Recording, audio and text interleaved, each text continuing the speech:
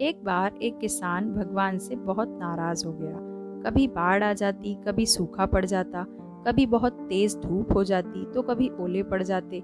हर बार कुछ न कुछ कारण से उसकी फसल थोड़ी खराब हो जाती। एक दिन बड़ा तंग आकर उसने भगवान से कहा, देखिए प्रभु, आप भगवान हैं लेकिन लगता है आपको खेती बाड़ी की ज्यादा जानकारी नहीं है। एक प्रार्थना है कि एक साल मुझे मौका दीजिए, जैसा मैं चाहूँ वैसा मौसम हो, फिर आप देखना मैं कैसे अन्न के भंडार भर दूंगा। भगवान मुस्कुराए और कहा, ठीक है, जैसा तुम कहोगे वैसा ही मौसम दूंगा, मैं दखल नहीं करूंगा। किसान ने गेहूं की फसल बोई। जब धूप चाही तब धूप मिली, जब पानी तब पानी।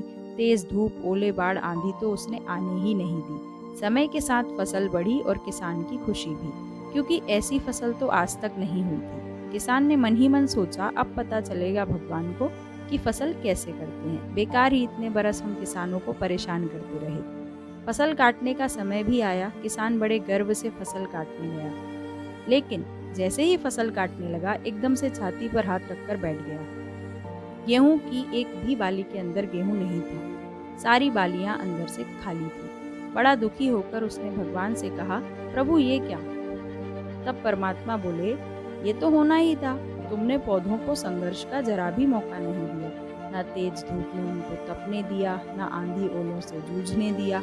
उनको किसी प्रकार की चुनौती का एहसास जरा भी नहीं होने दिया। इसलिए सब पौधे खोखले रह गए। जब आंधी आती है, तेज बारिश होती है, ओले गिरते हैं, तब पौधा अपने बल से ही खड़ा रहता है और वो अपना अस्तित्व बचाने के लिए संघर्ष करता है। और इस संघर्ष से जो बल पैदा होता है वो ही उसे शक्ति देता है, ऊर्जा देता है।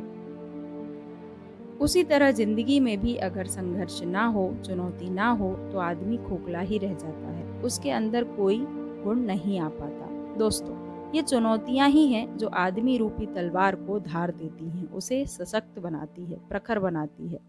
अगर प्रतिभाशाली बनना है तो चुनौतियों को स्वीकार तो करना ही पड़ेगा, अन्यथा हम खोखले ही रह जाएंगे।